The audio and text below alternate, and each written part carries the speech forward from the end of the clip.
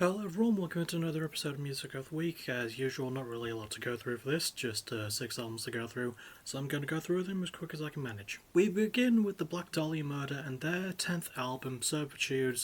This is an album with a bit of sadness going into it because it's their first album in 4 years, and their first album since their former vocalist Trevor Strnad passed away 2 years ago. With Brian Eschbach, who used to do rhythm guitar, I think, for the band, stepping up on lead vocals. I'm giving this an A minus. I think it was really, really good. I think it was as well as they could have done given the circumstances. I don't think it quite hit those heights of, say, All I Got Have Abandoned Us by Architects after Dan Sell passed away. Was it Dan or was it Tom? I think it was Dan. I'll correct that in post.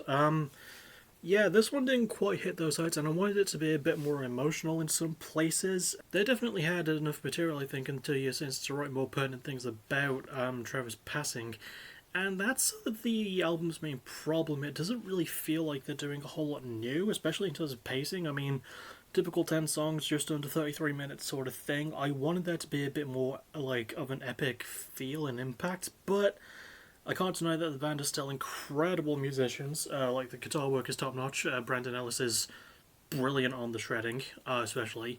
Really good production too. Brandon Ellis actually handled that alongside Mark Lewis. Really good stuff there.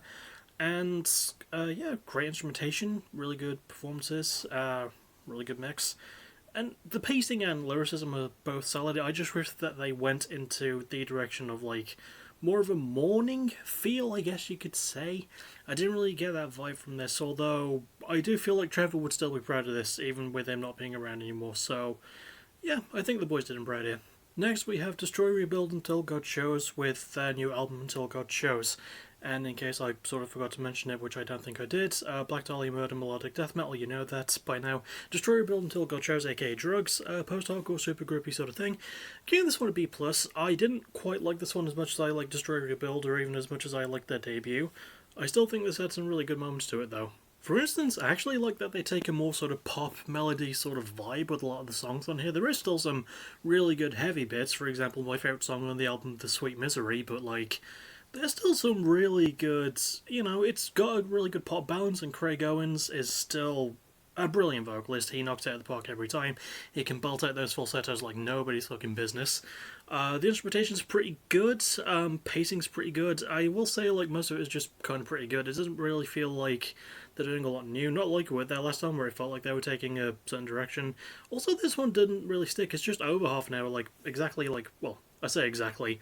It's just according to what I found on Spotify, which is 30 minutes and 2 seconds. And I feel like there could have been a couple more songs to showcase more of what the album might have been capable of, But I'm just glad that we didn't have to wait another 11 fucking years for a Drugs album, personally. But yeah, good performances, good enough riffs. I like the lyricism, mostly focusing on themes of love and anxiety. The typical themes for them, but they're themes with a meaning, and they've always been themes that the band has been good about writing, so good with that. And I like more poppy focus to actually mix up the pacing a little bit, even if I do wish that it went into more of a oomphy direction at times. But production's pretty solid. Howard Benson, I think, did it. I couldn't really find a beat on that. And also just, all around really solid shit. Next we have a debut. We have Harriet and their first album, Devoured by the Mouth of Hell. What a fucking name for an album that is. And maybe this is British bias kicking in, especially British metalcore bias kicking in. I'm giving it an A+ almost entirely across the board. The only sort of exception, I guess, is the lyrics, which, while well written and having really good themes of societal collapse and despair and things, a little bit too grim, a little bit too dark at times. But I cannot fucking deny what a belter of an album this is. This thing was actually quite hyped up, and I'd only heard about it the past weekend while I was gathering albums to add to the list. I know that this band put out a bunch of EPs. Well, I only know that from looking them up. But yeah, this album is fucking incredible. It's not just box standard metalcore either. It adds black metal bits, grunge bits, post rock bits, and yeah, keeps the pacing super duper interesting and pushes the boundaries a little bit. Well, more than a little bit actually. And I think I didn't really say this in my Discord review, but my main thought process on how this album sounds is imagine two albums from last year, two of my favourite albums from last year. In fact, both of my top three, one of them my top one. So that would be Jesus Piece is so unknown for being, yes, a very short album, but having this great consistency to it. And my number one album, Blossom by Pupil Slicer. It's like if those albums meshed together to make this. It really feels like that. Yeah, it's probably the best scripture I can give. The pacing is brilliant. It's not really a super long album, just under 34 minutes, but it gets so many elements in, and it doesn't really make them feel like they don't belong, and there's no like inconsistency either. It just flows so well. Production handled by Josh Middleton of Architect fame and bassist slash girly vocalist Jake Packer. Really, really good work from them. Vocalist and also guitarist Debbie Goff, who I think does lead guitar. I could be wrong about that. Fantastic work from her. Great chemistry from the bands. Good lyricism. The riffs are incredible. Super heavy. But the fact that they experiment with these other elements is really fucking good too. Very good over the pacing. It's great. Production also top fucking level. Really good mix from Josh and Jake. And yeah, lyricism also really good. Again, maybe a tad too grim, but I think that sort of fits the tone of the album. It's a very serious and bleak album at times, but like it doesn't feel like it's overdoing it. You know, not really any complaints. I mean, this is an album of the year contender for me. Really fucking good stuff, and definitely a huge recommend. Next, we have High Parasite with their debut album Forever We Burn. So this is kind of a supergroup, I guess. They're from West Yorkshire. They're a sort of gothic metal-y band, opposite black metal, the gothic metal. And the main member is Aaron Steinthorpe from the band My Dying Bride, and he's probably the best-known member of the band. Although a lot of the others were in different bands, except for like one, I think. For one of them, this is the first band they were in.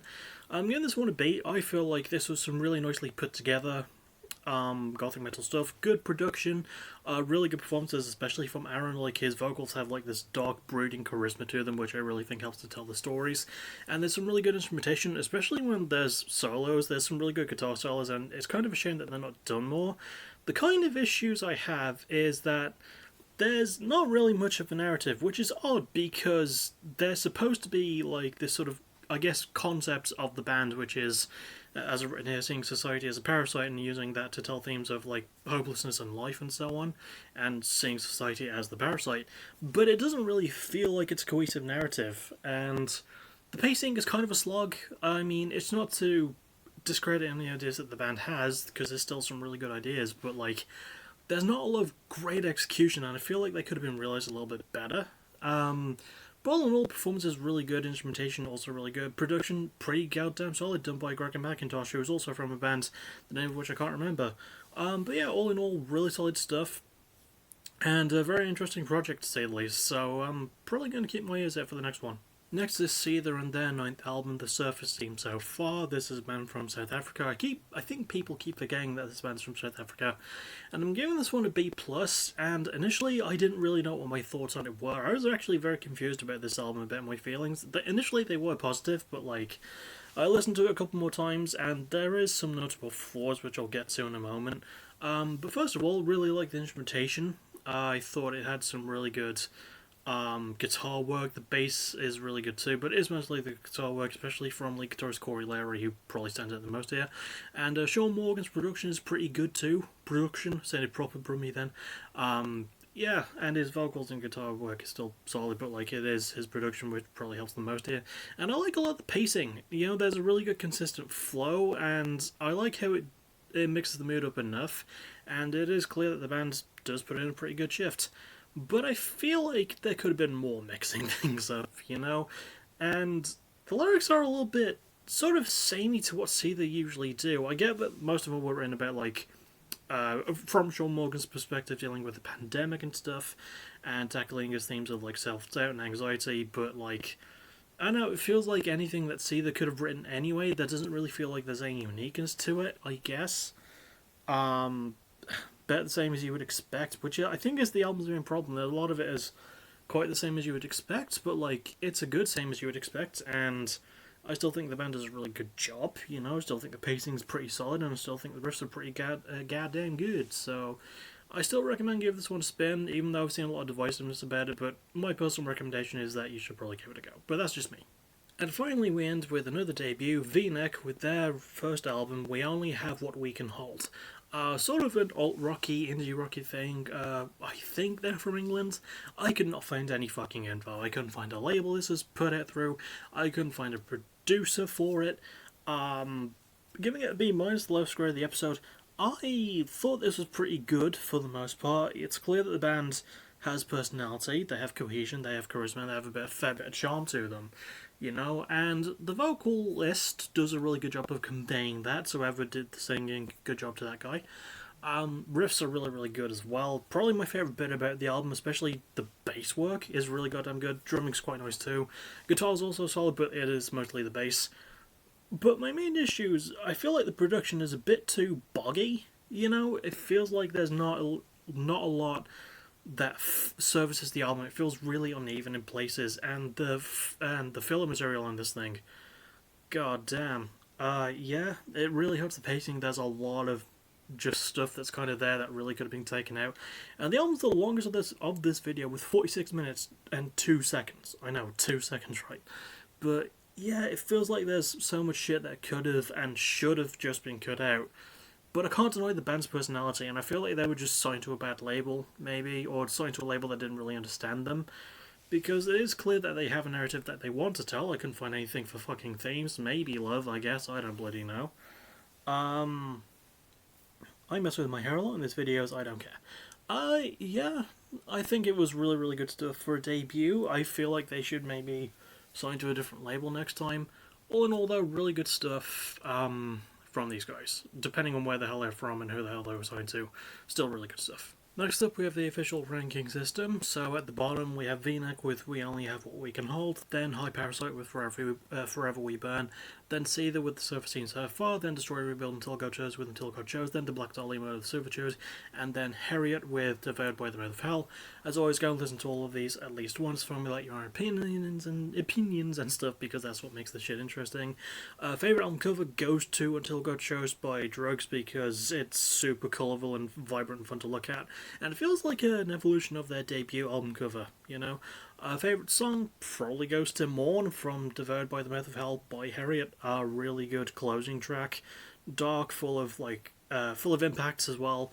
Really heavy shit and great fucking closer. The longest song in the album too, which I think helps if you're going to make that the closing song, because there's been so many albums that have made it the second to last song, and it's really nice to have a band actually, you know, doing it the right bloody way, in my opinion. And that'll do it for me. Next thing you'll see me for will be tomorrow with the Go Home show going to into Harsh Environment. I almost said Harriet again. Harsh Environments, which will be next Friday.